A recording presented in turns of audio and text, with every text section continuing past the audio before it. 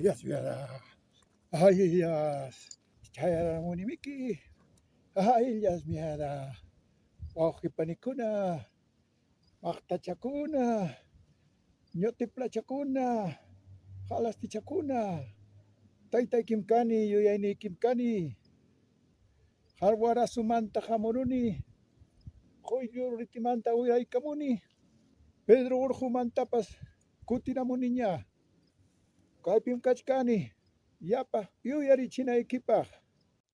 Limakunaman chayaruspachu, Nueva Yorkkunaman chayaruspachu, mistiñam kanki, gringuchañam kanki, mana wawqi, mana panichay, yanqañam chaynaqa hawakunki, millay ustukunaman qunqurispachu kawsakunki, mana. Aswanmi kiki kasqaykipi sayarispa, rispitachikunki. Anachu yuyariwanki yao, atacha, ruhwicha, sirhicha, mamachu yuyariwanki, manachu tayta mamaykikunata yuyarinki, kunan puncha urimarisunqa, kikin llaqtanchikta yuyarina kachkan, kikin kasqanchikta, amaya loqlokasunchu, tawantin suyu churikunami kikanchik, maypi tiyaptikipas, Bolivia pipas, Ecuador pipas, Perú pipas, Colombia pipas, yu tawantin suyumanta mithamuchkanchik, tawantin suyumanta miki pajarimura, liu hatun marjanchik, Chanka, Cosco, Aymara, Lupaca, Shipibo, Ashaninka, Piro, Quichua, Otavalo, Quito, Casamarca, Cañari, Rimaj, Callao, Aykunapas, Yiumi, Yapa, Marjanchikuna, Juñunakura, Awanaku Karaku, Tawantin Suyunchikpi, Chaitam Yuyarina Kachkan, Chaita Yuyarispamiki, Sumajya Hipa Hamuj Watakunaman Purisun, Uñaypaj, Wawanchik Churinchik, Wawanchik Kunapas Churinkunapas, Hatarimunja, Sumaj Kausaipi, Runaina kawsakunankupaq, wayllunakuypi, kuyanakuypi, awanakuypi. Chaynam kara, llaqta masiykuna, chaynam kanja. Chaypaqmi wawqi ukukuta hayakamusaq, payña willakamunqa imam kunan punchaw kasqanta.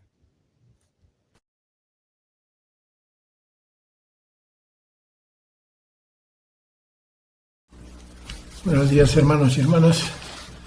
Hoy día vamos a conversar sobre el problema invisible, nuestra negada identidad. Este es un problema fundamental para el futuro y el destino de nuestros pueblos en el continente Amarupacha, en lo que sería el hemisferio sur. Para entender este problema tenemos que ser muy conscientes de lo que hizo la bestia colonialista con nosotros desde el primer momento en que pisó nuestras tierras. Y lo que hizo no solamente fue invadir, robar, saquear, asesinar, destruir completamente todo lo que encontró a su paso, con la mirada puesta estrictamente en el robo y el saqueo. Número 1. Robos y saqueos a los hogares indígenas. Bartolomé de las Casas cuenta que la isla La Española, actual Haití, fue el territorio en que iniciaron los abusos contra las poblaciones indígenas. El maltrato más común se relacionaba con el saqueo. Relata que entraban a la fuerza a las casas de los indígenas para quitarles su comida. No aceptaban lo que estos les ofrecían. Exigían más. Número 2. Maltrataban a los que se resistían. En vista de los abusos de los conquistadores, muchos indígenas dejaron de creer en que los europeos eran enviados del cielo. Dejaron de ofrecer alimento y apoyo. Escondían su comida y sus insumos, también a sus hijos y mujeres. La resistencia indígena fue muy mal recibida por los conquistadores. Lejos de entender el mensaje y respetar los límites de los nativos, los europeos respondieron con violencia. Número 3. Los conquistadores cometieron masacres en pueblos enteros.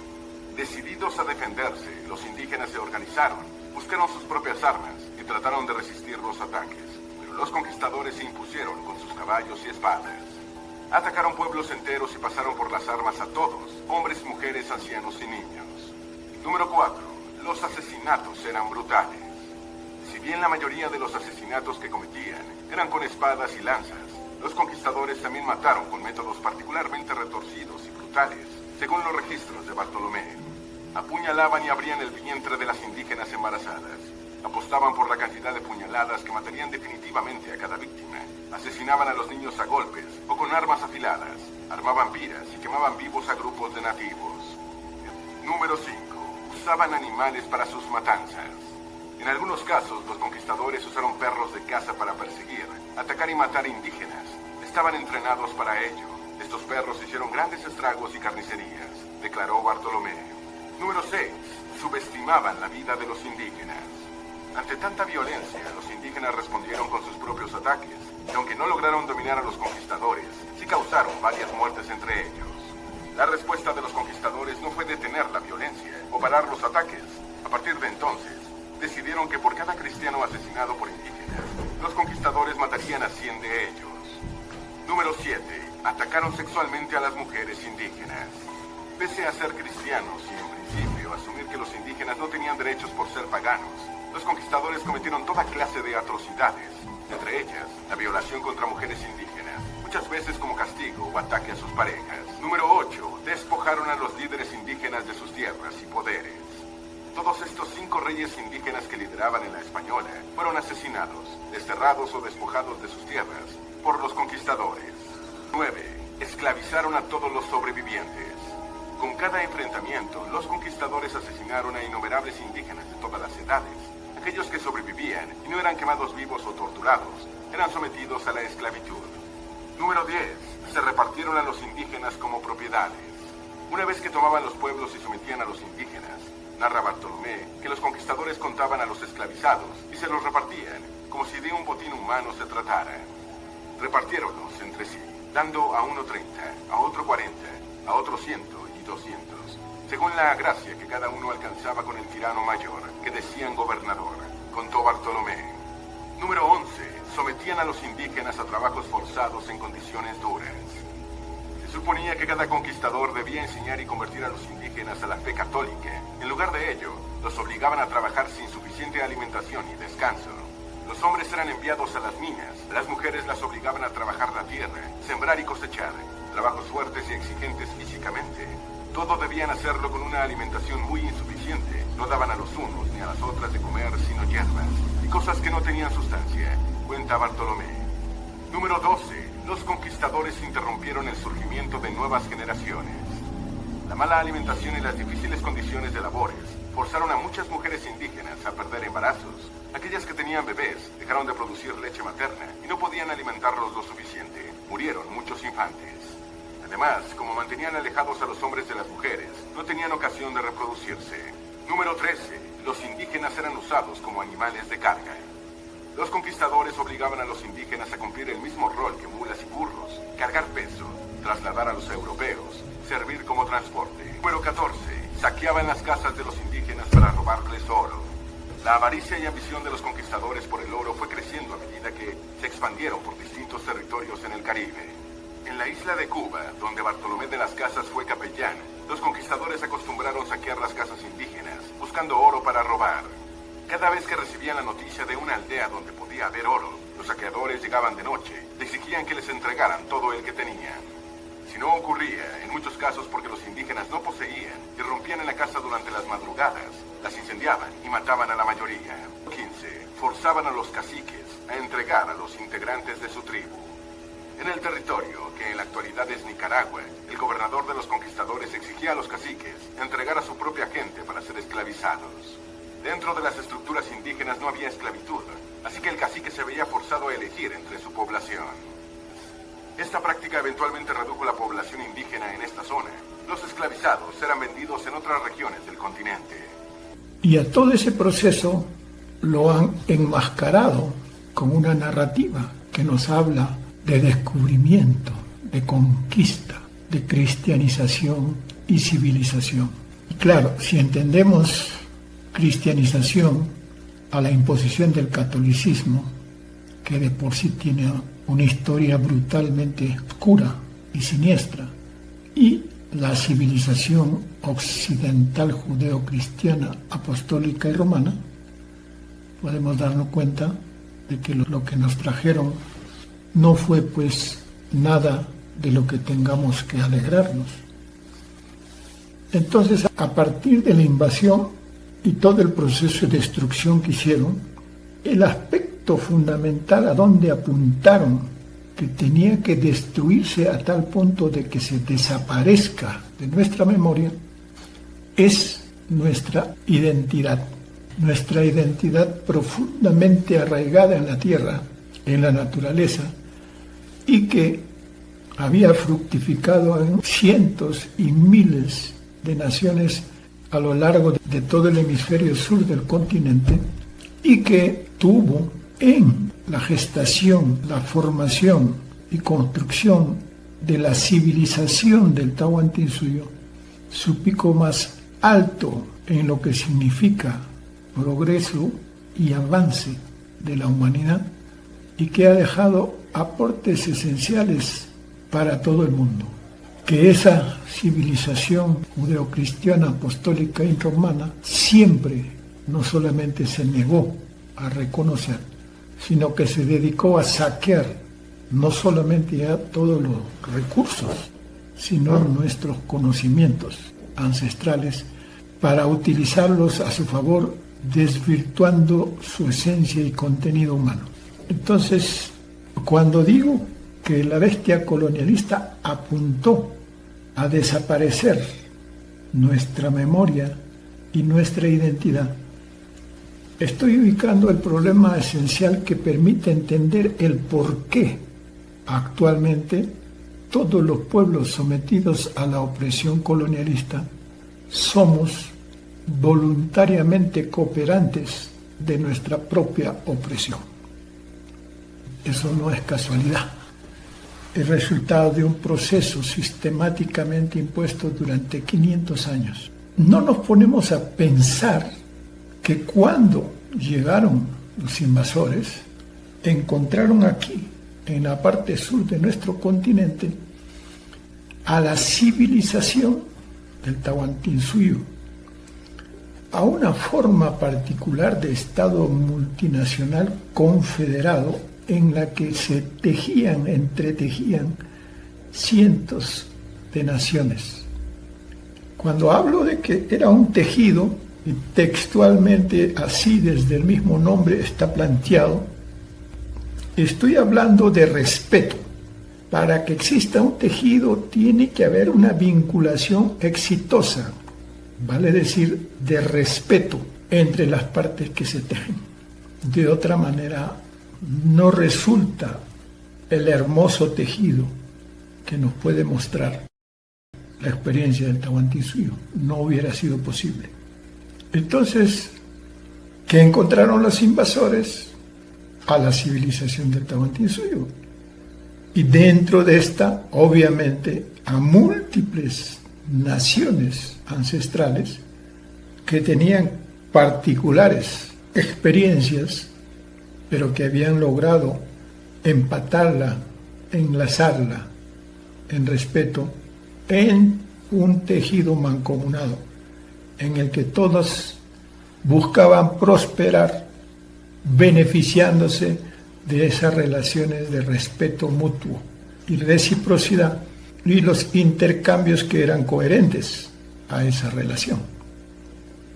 Esa maravilla que ocurría en el Tahuantinsuyo siempre, desde el primer momento, se negó, se destruyó, se silenció, se intentó desaparecer de nuestra memoria. Entonces nos extirparon nuestra identidad fundamental tahuantinsuyana. Entonces estas corrientes no están buscando entender lo que realmente fue la sociedad tahuantinsuyana en su pluriculturalidad, en su plurinacionalidad y en su plurilingüismo, que es la parte final de las culturas anteriores a la sociedad tahuantinsuyana. La sociedad o la cultura mochica, nazca, paracas, Huari, Chivateros, Pacaicasa, los Lupacas y finalmente los del Collasuyo de lengua aymara y lengua quechua, que son las que subsisten. Entonces, ante el fracaso de los españoles americanos, o los reconocidos como criollos y mestizos, que no han logrado constituir una nación, que no han logrado consolidar el Estado-Nación republicano, ya no saben qué hacer. Y ante esta frustración aparecen estos sectores mestizos para reivindicar su situación material, diría yo, porque están buscando ponerse a la altura de quienes ya han manejado el Estado-Nación republicano.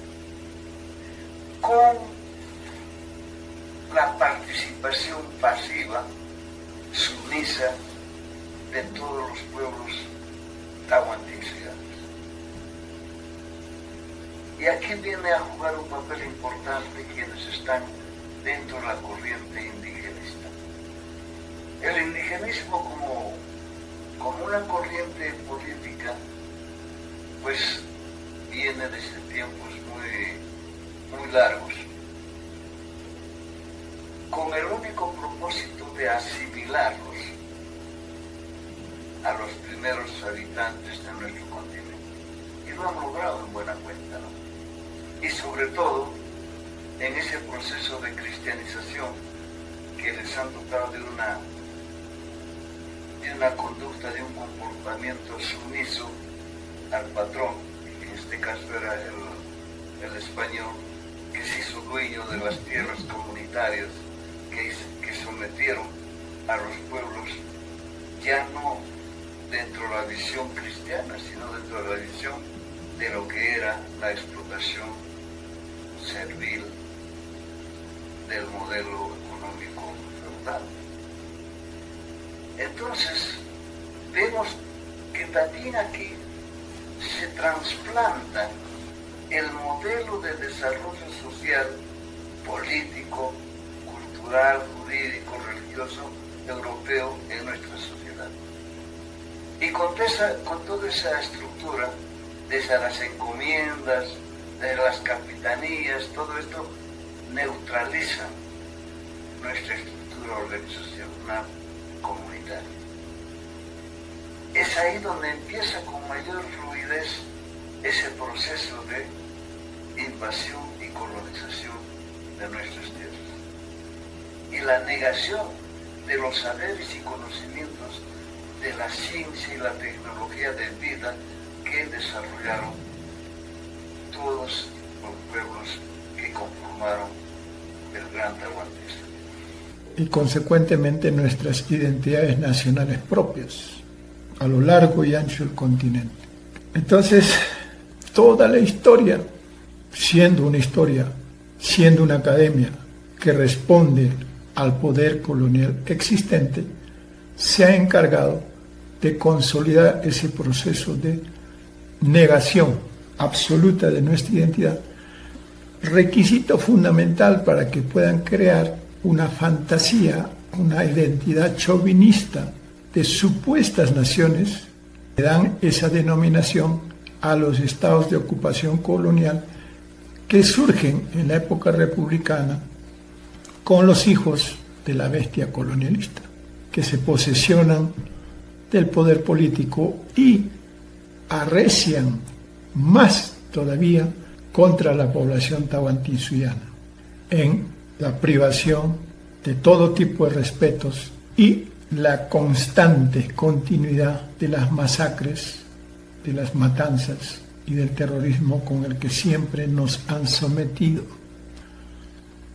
Nunca hay que olvidar que el terrorismo es la herramienta fundamental con la que la bestia colonialista se ha impuesto, nos ha sometido y nos mantiene sometidos a los pueblos tahuantinsuyanos, que de cuando en cuando intentamos despertar y reclamar nuestros derechos.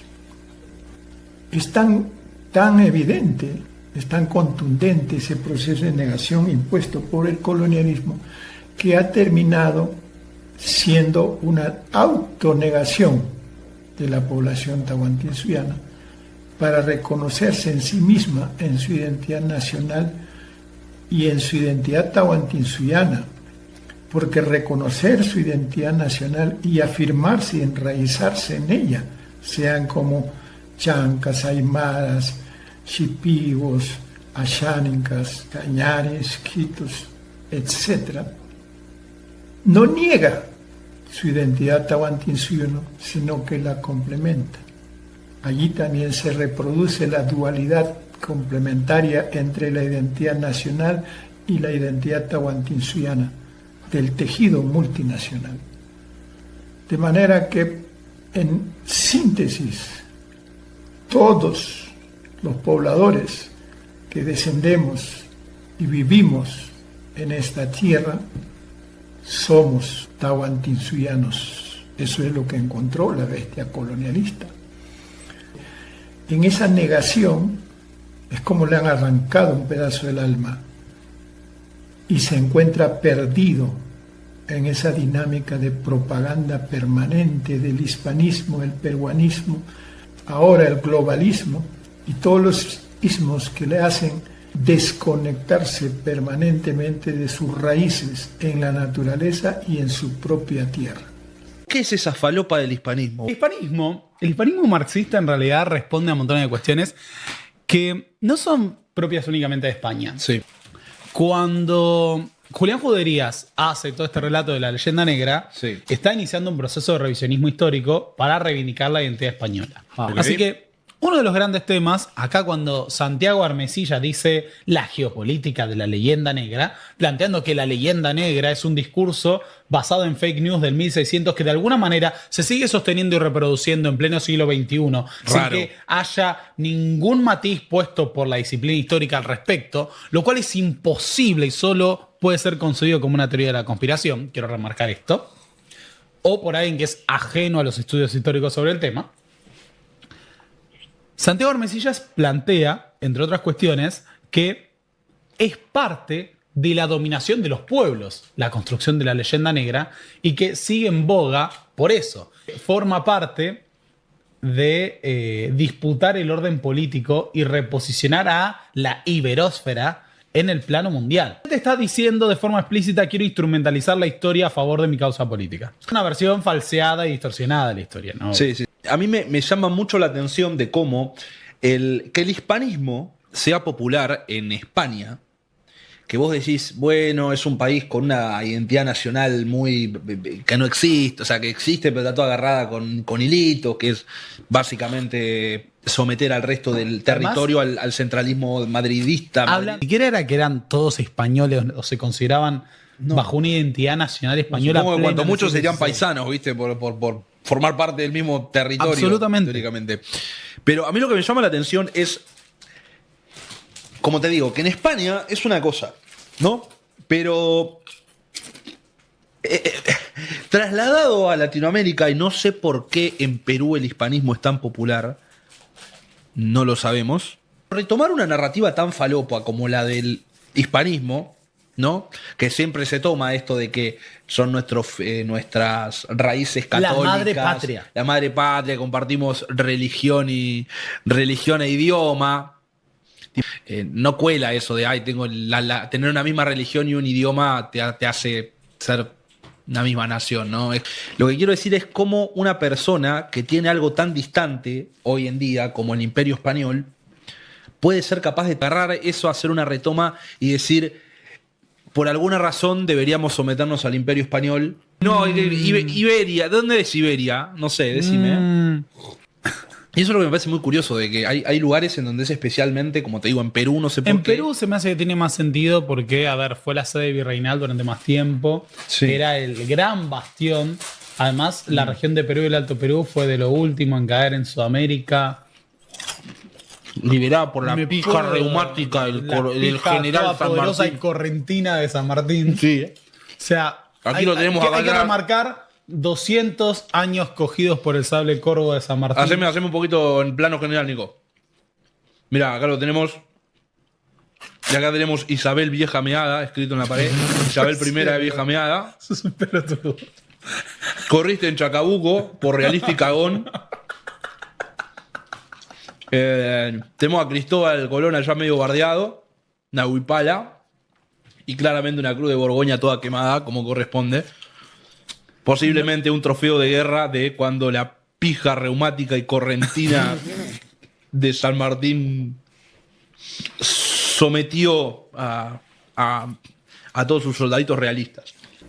Ese proceso lo estamos viviendo. Y ese proceso de negación de nuestra identidad es la causa fundamental por la cual la bestia colonialista sigue vigente, enseñoreándose en nuestros pueblos. Es por esta razón que recuperar nuestras identidades nacionales y nuestra identidad tahuantinsuiana es en estos momentos fundamental. Si solamente pudiésemos recuperar la memoria a ese nivel, solamente al simple hecho de reconocer nuestra natural identidad nacional, los cambios, el terremoto social que implica los primeros pasos del gran Pachacuti se dejasen sentir de manera contundente. Y no estoy hablando de un proceso necesariamente de violencia, sino de un proceso de conciencia, de volver a nuestro ser espiritual y recuperar nuestra capacidad de emprendimiento, lo cual nos va a poner en el camino de la autoestima, el autosostenimiento, la autodeterminación y la soberanía desde los niveles más íntimos, personales, hasta los niveles sociales, culturales, nacionales. Yo toda la vida crecí pensando de que yo era mestiza, porque uno tengo un apellido indígena y otro tengo un apellido español. Entonces yo decía, oh, yo soy mestiza, ¿no? Yo no soy indígena, yo sé que yo no soy blanca, pero yo soy mestiza. Cuando llegué a los Estados Unidos, todo el mundo me trataba como indígena, o incluso me preguntaban si yo era nativa de los Estados Unidos o si era nativa de México. Es una idea que se promueve mucho en Perú. Dicen, todos somos mestizos.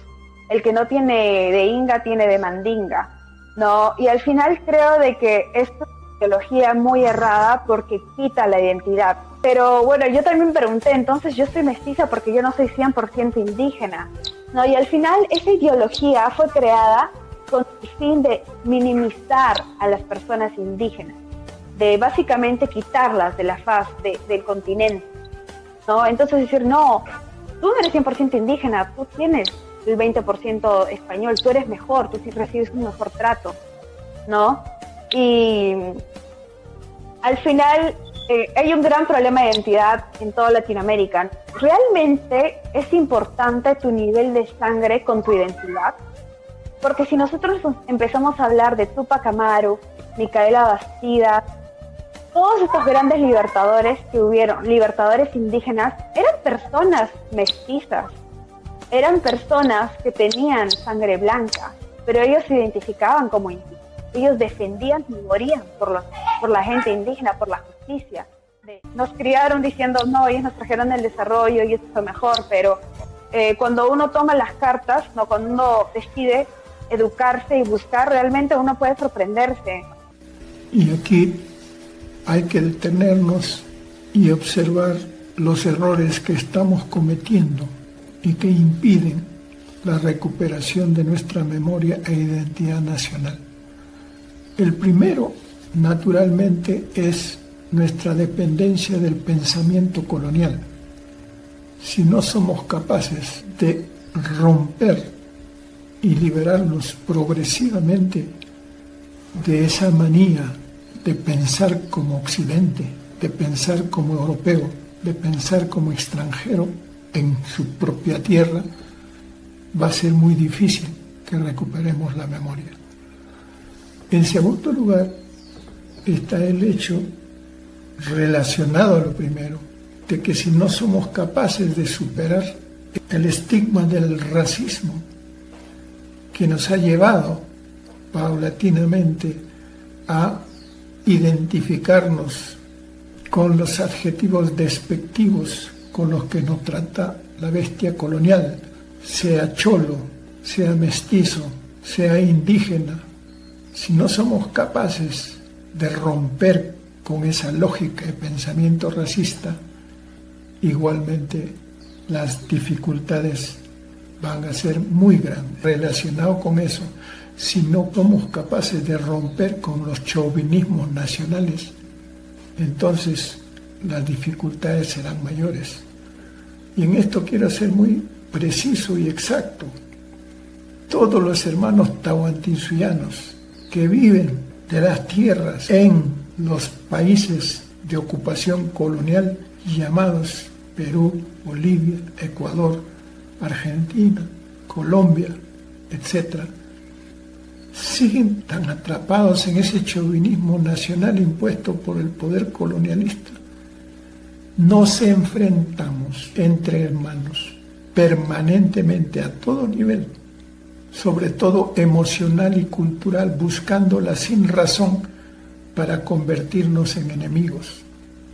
Eso se ve nítidamente entre los pobladores tahuantinsuyanos que estamos en Bolivia, Perú, Ecuador, Chile, Argentina, Colombia. Ese mismo hecho consolida el objetivo estratégico fundamental de la bestia colonialista al llegar a nuestro continente, que fue dividirnos. No es que estábamos divididos, estábamos tejidos en relación al foco de civilización que irradiaba el Tahuantinsuyo, independientemente de problemas que pudieron y tenían que haber existido, pero éramos un tejido. Y la bestia colonialista sabía desde un primer momento que tenía que dividir para poder dominarnos. Y lo hizo. Creó maliciosamente, paso a paso, la división entre nuestros pueblos.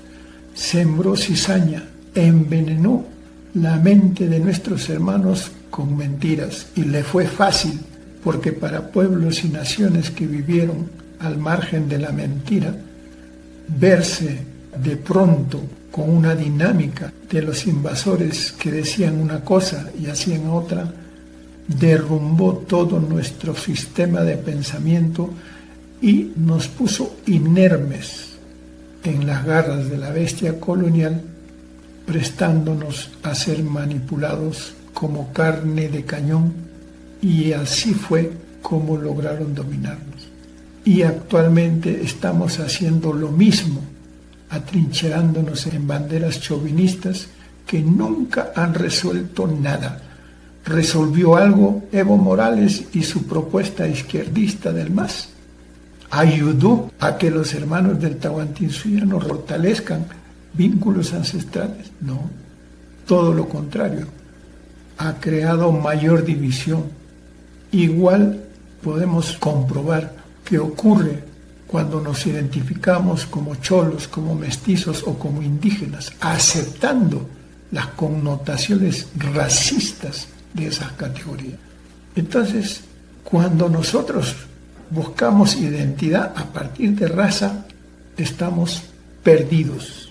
En México, desde la infancia nos dicen que todos, o casi todos, somos mestizos. La mezcla perfecta entre lo blanco europeo y lo indígena, la raza de bronce, la raza cósmica. Pero el plan oculto, y no tan oculto como verán a continuación, siempre fue el de blanquear a la población. Dicho de otro modo, quitarle lo indígena a lo mexicano. Seguimos viviendo en un sistema de castas de la Nueva España. El racismo moderno se basa en la idea de que la gente blanca con raíces europeas es superior al resto. Esta idea surgió en el siglo XIX con un grupo de intelectuales, tanto en Europa como en América, que asociaban lo blanco con la ética, la inteligencia y las buenas costumbres. Y por el contrario, las personas no blancas estaban asociados con características negativas, como la barbarie y la ignorancia. El mestizaje surgió como una de estas ideas racistas, y el mexicano José Vasconcelos fue uno de sus principales defensores. Para quien no sabe, José Vasconcelos es considerado el padre fundador de la educación moderna en México. El libro más famoso de José Vasconcelos se titula La raza cósmica, y es la guía básica del mestizaje en Latinoamérica, y está lleno de ideas racistas como esta. Los tipos bajos de la especie serán absorbidos por el tipo superior.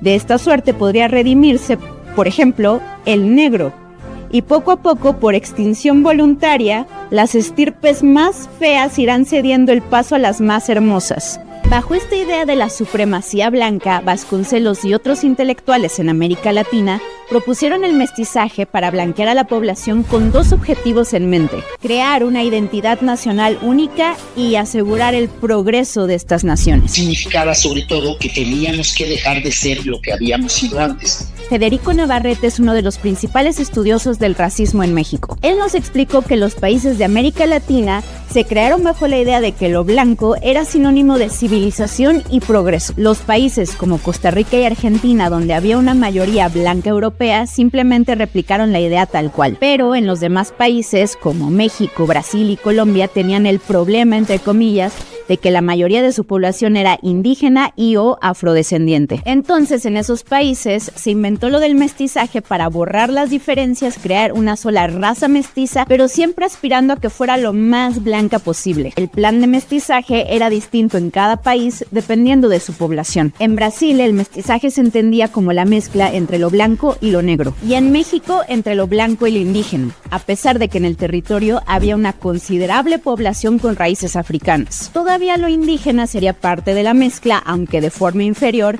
pero lo afro debía eliminarse por completo. Por eso no es coincidencia que apenas en 2019 se reconoce a la población afromexicana en la Constitución, pero aún se mantiene la idea popular de que esa población ni siquiera existe en México. Pero el mestizaje no solo era un conjunto de propuestas e ideas, también incluía políticas públicas. Desde el siglo XIX y parte del siglo XX hubo leyes que prohibieron la migración de grupos étnicos indeseables como indios, chinos, gitanos, negros y árabes.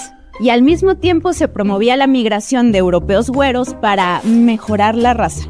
Nuestros ancestros jamás tuvieron esos conceptos. Y nosotros lo aprendimos del colonialismo, porque el colonialismo nos introdujo esas formas de pensamiento para dominarnos, para aplastarnos y para contar con nuestra cooperación en nuestra propia opresión. En resumidas cuentas, el racismo subyace en todo este problema de comienzo a fin. Y es allí donde tenemos que aterrizar, porque una vez que empecemos a liberarnos del pensamiento colonial racista, podremos empezar rápidamente a recuperar nuestra memoria e identidad nacionales, y con ello habremos dado el primer gran paso en nuestra perspectiva de ser pueblos libres y soberanos. Es todo lo que puedo decir hoy. Conmigo será hasta la próxima.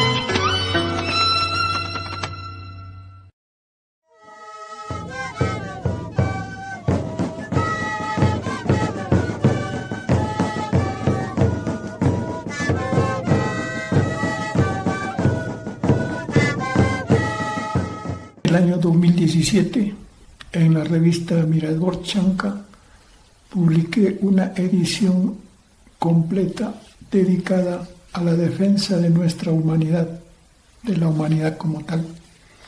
En esta edición del 2017 se abordaban los siguientes temas con diferentes artículos recogidos de diferentes partes del mundo. Temas como la neohumanidad, destrozando nuestro ser, interfaz cerebro-computadora, sonambulismo y Tercera Guerra Mundial, ideología de género y transhumanismo, transhumanismo, abolición del ser humano, genes sintéticos en el ambiente, guerra mundial y transhumanismo, el mito de la sobrepoblación, matándonos suavemente. Mientras sigamos divididos, no habrá salida. Sexo y manipulación, transhumanismo, biología sintética y transhumanismo. Ahora, control biométrico y microchips, transbiología, insanía mental de los biohackers, surgimiento de los neohumanos. Protejamos nuestra humanidad. Ese es el conjunto de artículos que iban en esta edición especial, y en la parte editorial escribía un artículo que se tituló "La única referencia de perfección es el mundo natural". Entonces, hemos decidido publicar este artículo porque después de casi 10 años podemos observar cómo los acontecimientos se han ido dando, tal cual el poder de las corporaciones tecnocráticas se ha ido consolidando a nivel mundial. Y ahora nos encontramos en una etapa mucho más delicada. No quisiera decir por no haber sabido tomar nota de lo que estaba ocurriendo hace muchos años, porque esta revista y este artículo ya era resultado de una denuncia sobre el transhumanismo que se hacía en la revista Mirador Chanca desde mucho antes. Entonces, es momento pues en el que no podemos evitar enfocar los problemas a los que nos ha traído nuestra falta de interés en la defensa de nuestro propio ser humano. Deliberadamente he querido publicar este artículo en la voz generada con la tecnología de procesamiento algorítmico automatizado, igualmente que el avatar a partir de una fotografía. Esta tecnología es la máscara con la cual se está presentando las corporaciones tecnocráticas para llevarnos al matadero, y hace falta que tengamos pleno conocimiento de lo que está ocurriendo y tomemos las acciones necesarias que hagan falta en defensa de la humanidad. Adelante. La única referencia de perfección es el mundo natural. Pero psicópatas con dinero y armas ya se creen dioses.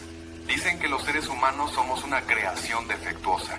Dicen que nuestra biología tiene serias limitaciones. Y dicen que son ellos, psicópatas con dinero, con armas y con poder, quienes deben corregirnos haciendo uso de los grandes avances tecnocientíficos. Este modo de pensar no pasaría de ser anecdótico, incluso risible, si no fuera porque quienes así piensan son los que se han posesionado del poder económico, político, social y cultural en todo el planeta. Esto nos coloca ante una circunstancia extrema, una guerra genocida contra la humanidad contra sí misma.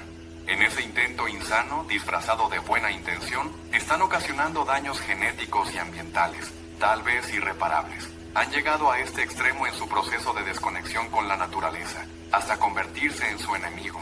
Y como consecuencia lógica, la propia condición humana se convierte también en su enemiga. Como creen ya saberlo todo, han reducido la historia del planeta a un esquema lineal. 1. Universo inanimado. 2. Vida consciente. 3. Humanidad. 4. Transhumanidad. 5. posthumanidad. Así de fácil. Ya hicieron su dogma y no admite discusión. El problema es que, bajo estos argumentos profundamente falaces, se pretende dirigir el uso de la tecnología, incluso la más sofisticada, hacia un destino preestablecido. Lo llaman una vida mejor. Este movimiento mundial, financiado con enormes cantidades de dinero, nacido del viejo pensamiento eugenésico, tiene nombre: Movimiento Transhumanista, y se ramifica en todos los países, mientras construyen un soporte social y cultural para justificar las peores atrocidades de la manipulación biogenética. Hubo un tiempo en que clonar 2 ovejas generó debates éticos y morales. Hoy, la manipulación transgénica combina genes humanos con otras especies.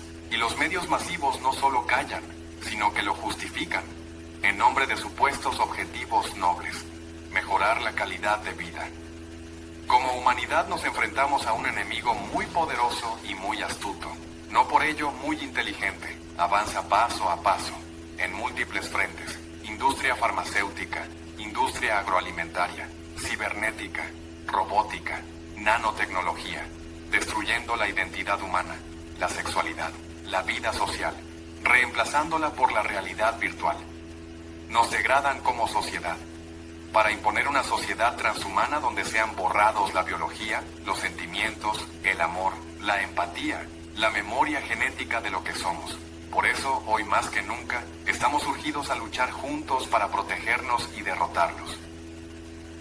Demos una cálida bienvenida a Yuval Noah Harari, que hoy nos trae una charla sobre la inteligencia artificial y su impacto en la humanidad.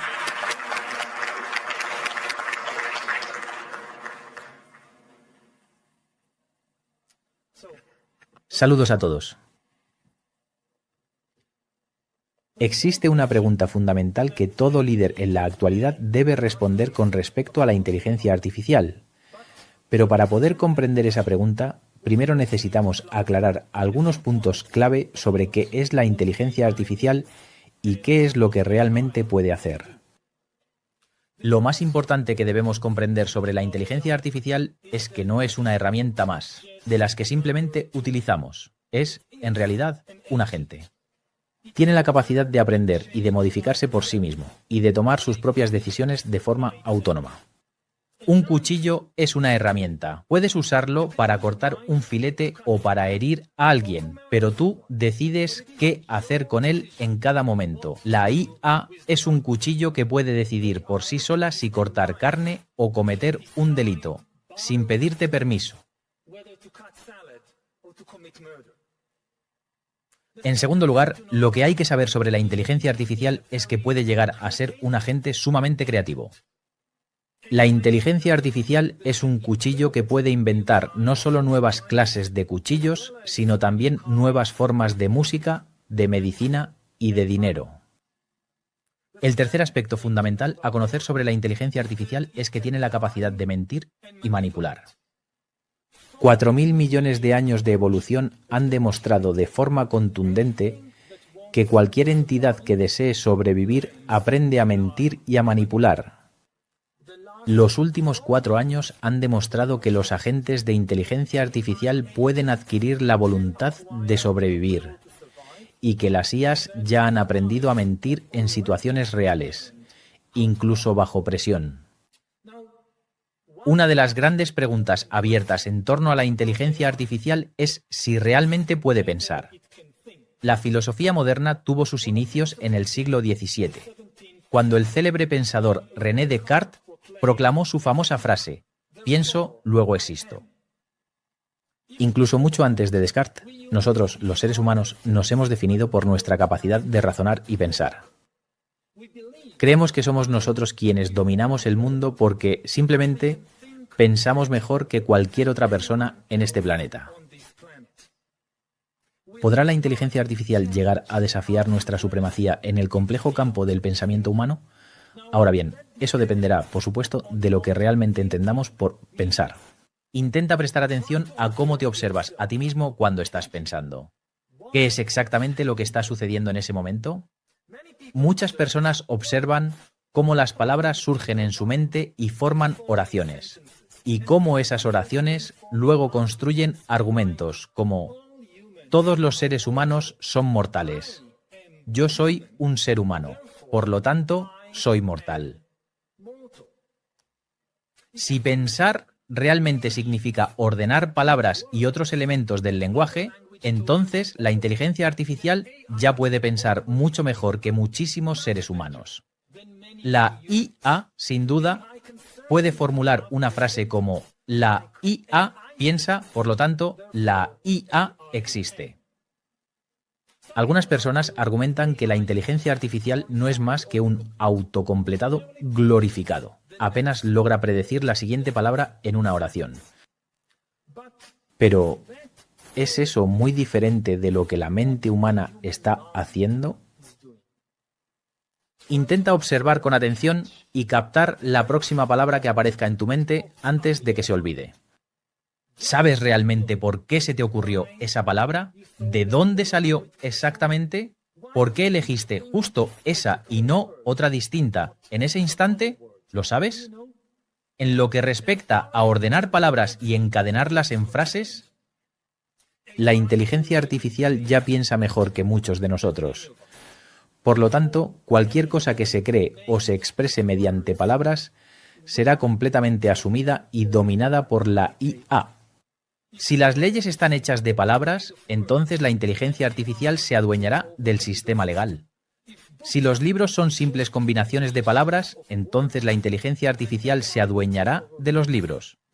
Si la religión se construye con palabras, entonces la inteligencia artificial se adueñará de la religión.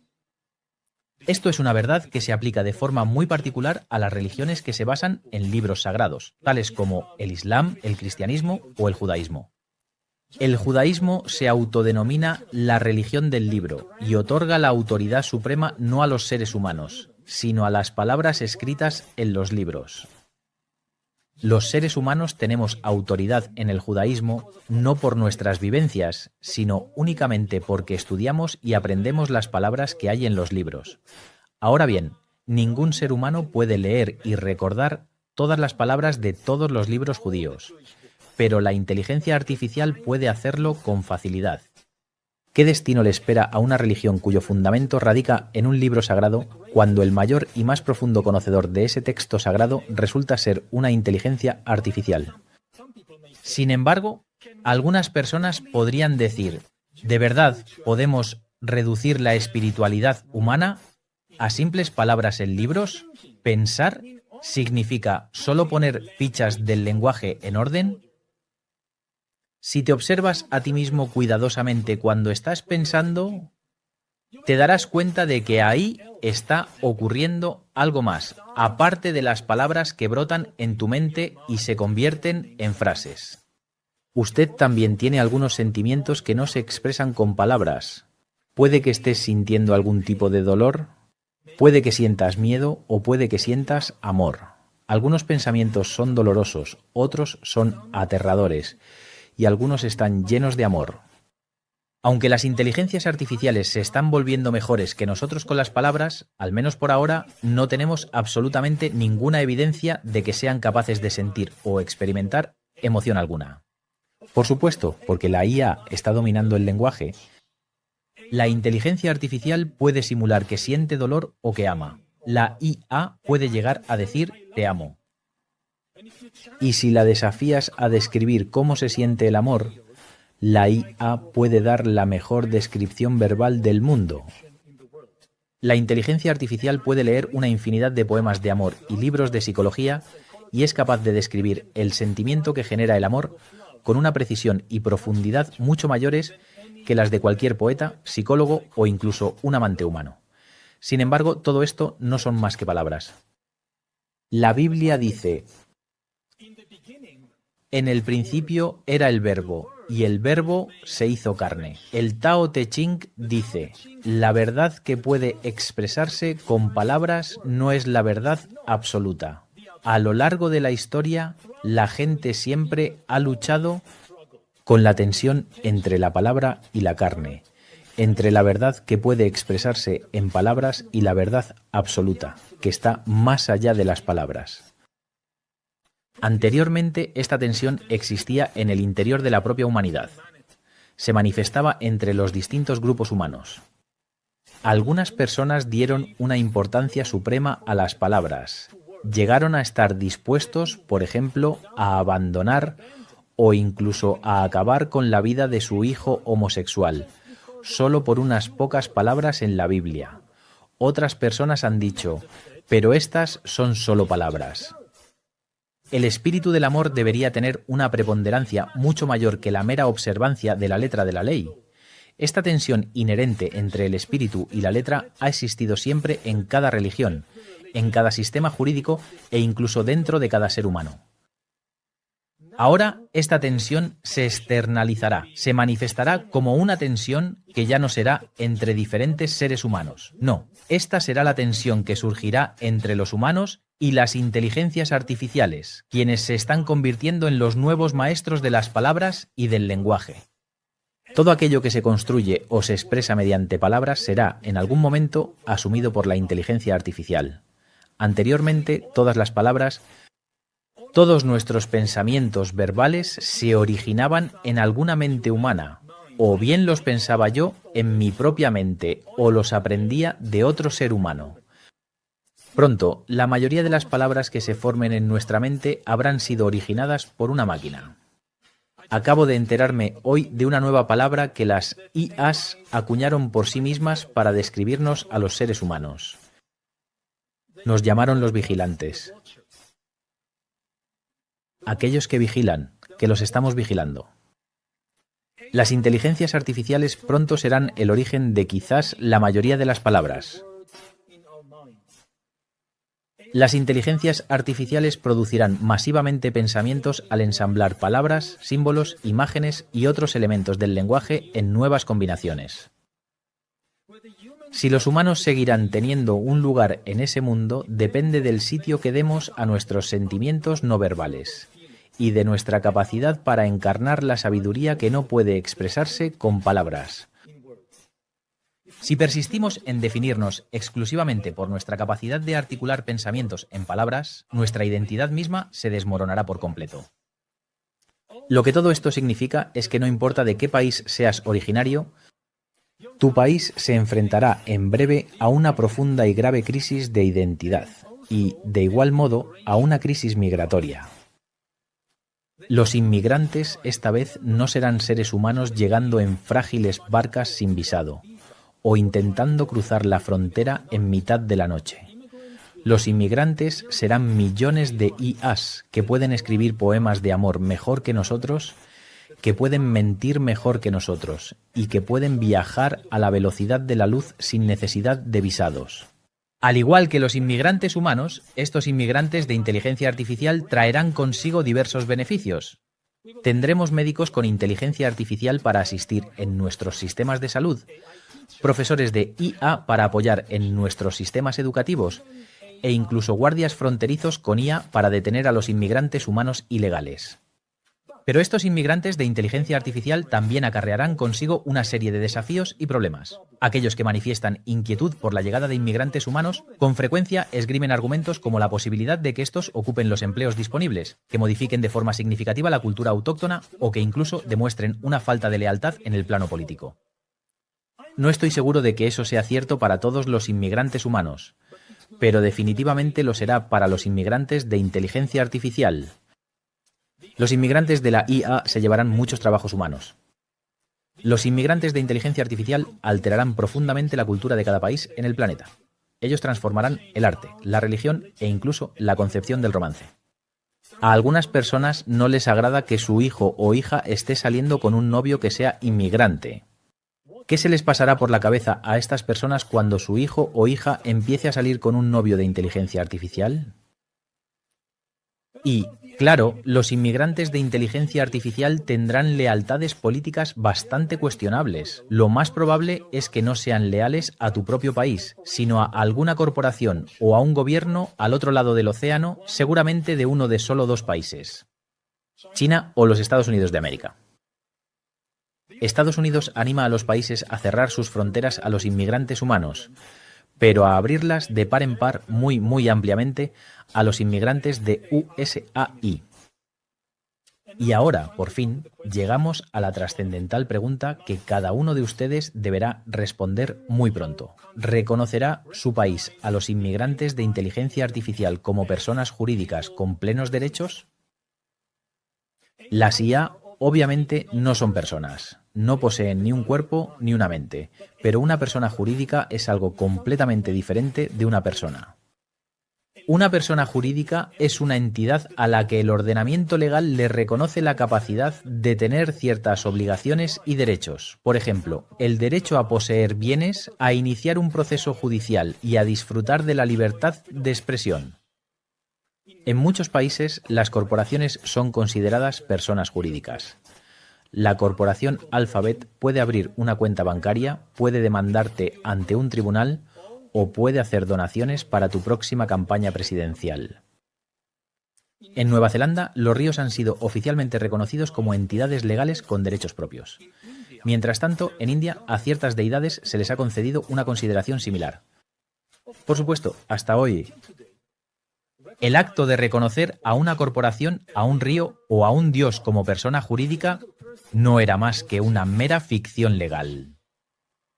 En la práctica, si una corporación como Alphabet decidiera comprar otra corporación, o si un dios hindú decidiera demandarte legalmente en un tribunal, la decisión no fue realmente tomada por el dios. La decisión la tomaron en realidad ejecutivos, accionistas o administradores humanos. Con las inteligencias artificiales es diferente. A diferencia de los ríos y los dioses que no tienen voluntad propia, las IAs sí pueden tomar decisiones por sí mismas. Muy pronto serán capaces de tomar las decisiones que sean necesarias para gestionar una cuenta bancaria, para presentar una demanda e incluso para operar una corporación sin la necesidad de ejecutivos humanos, accionistas o administradores. Las inteligencias artificiales pueden, por lo tanto, funcionar como personas.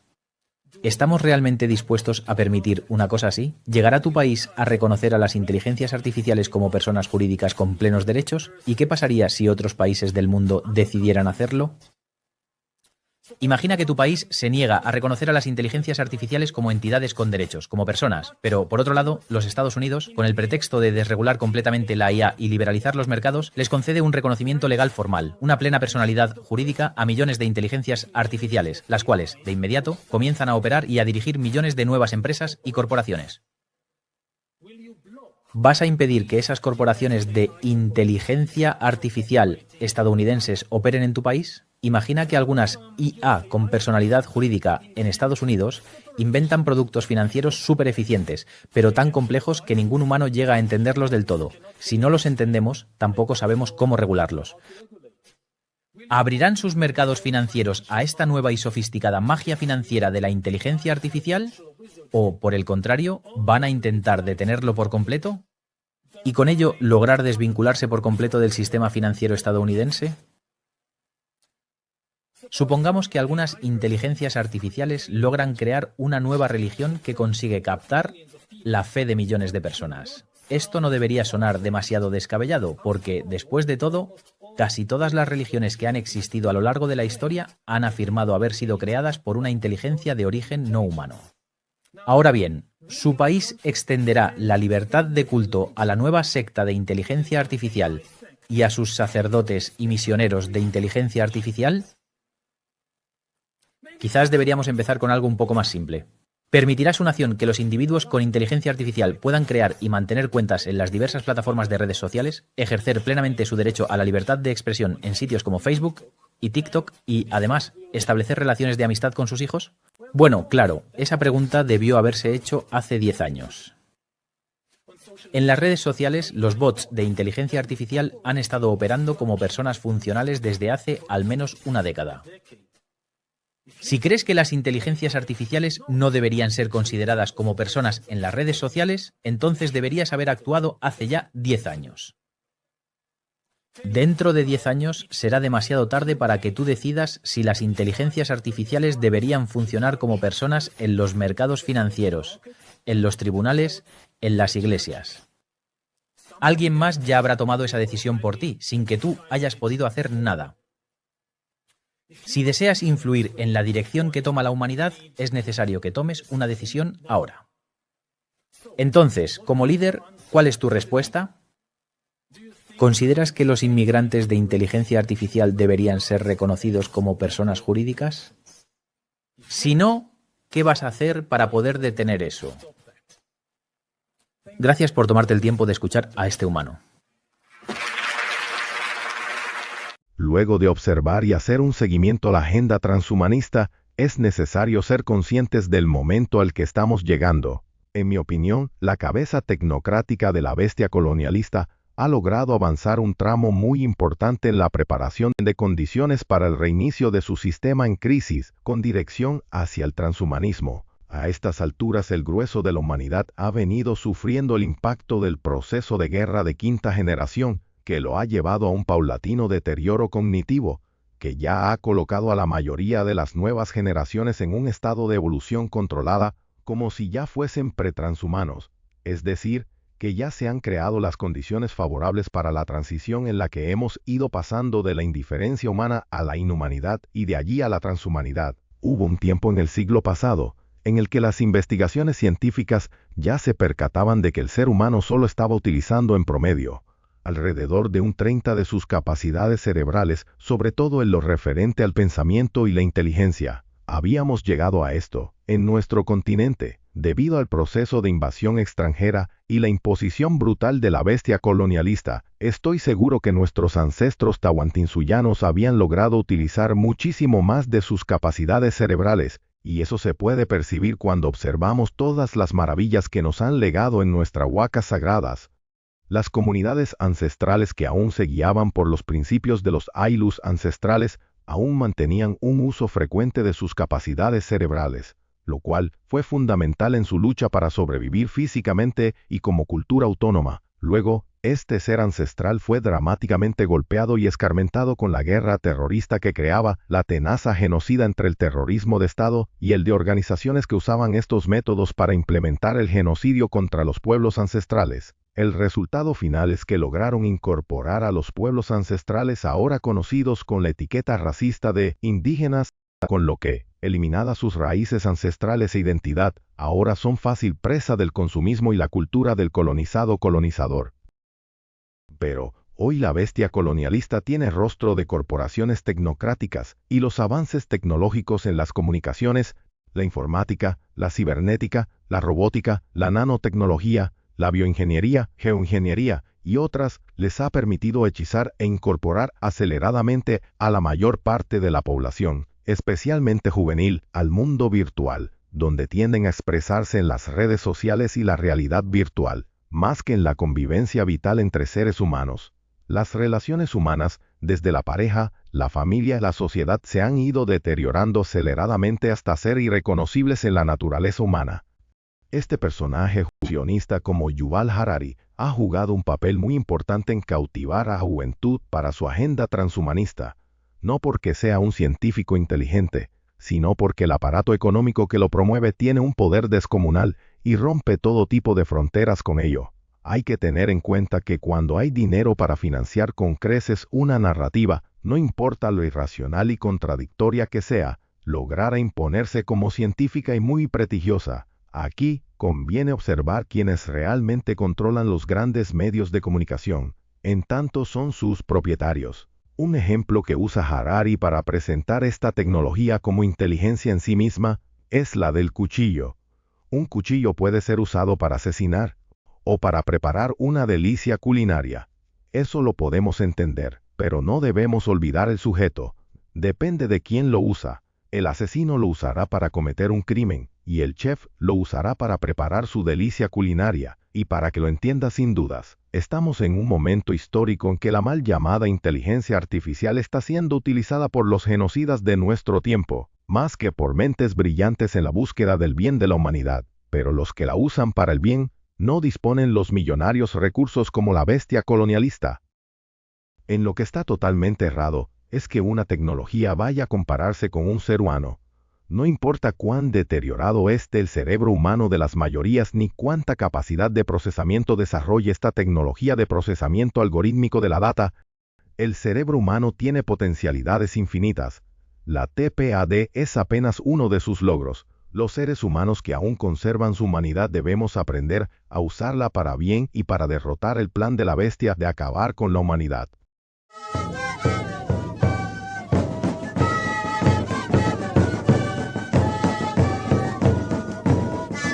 Buenos días, hermanas y hermanos. Hoy día toca que abordemos el tema de las vocales O y E. Para muchos, para la mayoría, obviamente esto será bastante polémico y cuestionable. Bien, no es a ellos quienes me dirijo. Quiero llegar a mi pueblo, a los hijos de mis paisanos, de mis hermanos, que han olvidado cuestiones fundamentales de nuestro idioma, nuestra lengua materna. Recuerdo mucho cuando presenté el libro Ayacucho, Morada del Alma. Muchos de mis paisanos me decían: oye, hermano, eso yo lo sabía. Y de eso se trata. Se trata solamente de recuperar la memoria, hermanas y hermanos. No se trata de descubrir nada nuevo, simplemente recuperar nuestra memoria. Y una de las cosas fundamentales en nuestro idioma, Ayacucho Chanca, es recordar nuestra vocal O. Nuestra vocal O, que es una vocal que nos está mostrando el camino emergente del mundo interno al mundo externo. ¿Qué quiero decir con eso? Que la O es una vocal que viene muchas veces entremezclado con el sonido vocal A, porque en nuestra cosmovisión no existe la pureza. Y si somos acuciosos y atentos, podemos detectar el sonido O con más dificultad que el sonido A, porque es un sonido que nos muestra lo emergente de adentro al mundo de afuera. Por ejemplo, el cerro que tengo frente mío, nuestro Apo sagrado, se le conoce en nuestra lengua Ayacucho Chanca como Orjo. Orjo. Y si ponemos a pensar bien, los cerros están emergiendo de las profundidades de las placas tectónicas del mundo de adentro. Está físicamente emergiendo a través de millones de años, pero ese es el proceso. Pero simultáneamente al cerro, las praderas son las tierras que ya han emergido en millones de años y se encuentran en esas planicies que conocemos como praderas altoandinas. También las llamamos Orjo, es decir, Orjo significa cerro y también significa puna, ¿cierto? Orjo también significa macho, masculino, que en nuestra cosmovisión ancestral se aplica básicamente a todos los seres vivos, incluyendo los cerros, los ríos, las plantas, los animales. Finalmente, Orjo, tal cual suena, nos está significando también el fenómeno de emerger. El sexo masculino de los mamíferos podemos observar que emerge de dentro del cuerpo hacia afuera. La O pues está presente con mucha frecuencia como un sonido que nos permite una mejor comprensión del quechua Ayacucho Chanca. Solo como algunos ejemplos mencionaré palabras en las que están integradas la O y que la hemos venido usando generación tras generación desde el tiempo de nuestros ancestros. Tenemos, por ejemplo, Sonjo, que significa corazón. Tenemos Huayjo, que significa quebrada, avalancha. En ocasiones se le menciona a los valles. Toxto, que significa crespo. A las colinas que suelen estar pobladas de pequeños arbustos también se les suele llamar tohto. Tenemos lojlo, que significa tonto. Y cuando tenemos a un huevo que se ha pasado, que se ha malogrado, también le decimos que está lojlo. Tenemos también la palabra lojo, que significa sombrero. También tenemos la palabra atajo, que significa el nabo verdoso y fresco. Tenemos también ojo, que significa mojado. También tenemos la palabra tojiai, que significa reventar. Hemos también inventado la palabra pistaco para aludir al secuestrador, al asesino. Y también la palabra guanaco, que se refiere a uno de los 4 camélidos sudamericanos que viven en las quebradas que bajan hacia las zonas desérticas costeras. Entonces, así como estas palabras, hay muchas en las que está presente el sonido vocal O.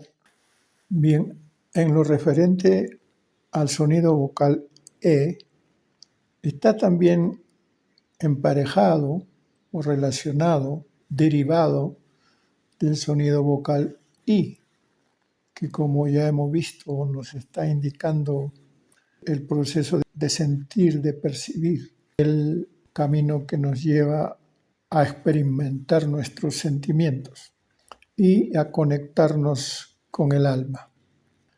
Entonces, la I, cuando debe mostrarnos de qué manera emerge del sentir al percibir externamente, se transforma en sonido vocal E. Entonces es una voz emergente también E, solo que desde el sentir, de los sentidos del sentimiento. Y la palabra más destacada que podemos mostrar en el uso de la E podría ser la palabra senja. Senja, porque en esta palabra la S y la E nos está indicando, por un lado, el proceso de enviar el aire que respiramos fuera a través de la nariz hacia el mundo exterior. Y eso es lo que al final construye la palabra senja, que significa nariz. Y igualmente que la vocal O, esta vocal E se usa con mucha frecuencia en las distintas palabras de nuestro idioma quechua chanca. Para poner algunos ejemplos, empezaremos con jepi, que quiere decir mi carga. Wauge quiere decir hermano en la tierra, amigo. Ejepai, ¿qué significa? Atragantarse, toser. Hueje significa lágrima. Techte, solemos llamarlo a un saltado hecho con habas y huevo. Hueste se refiere a la legaña o a las personas de piel blanca. Jepa, que significa detrás. Oje, que se refiere al color gris. Jepo, no, se refiere a las espinillas que tiene el fruto de la tuna. Jero se refiere a un tronco, a la madera en general. Como vemos, pues, también en el caso de la E, su uso ha sido frecuente y su razón de ser está está definida claramente como sonido vocal emergente. Cuando vemos, por ejemplo, hueje, a lágrima, está claramente entendido que la lágrima emerge de dentro de tus sentimientos hacia el mundo externo a través de la vista. Y así podemos encontrar explicación en cada una de las palabras que se escriben con sonido vocal E. Por hoy entonces hemos avanzado a tratar de rescatar para la construcción de nuestras palabras, oraciones, unas vocales muy importantes como la O y la E. Y con ello estamos mejor preparados para abordar la construcción de nuestras palabras. Es todo por la clase de hoy. Nos encontraremos en la siguiente clase.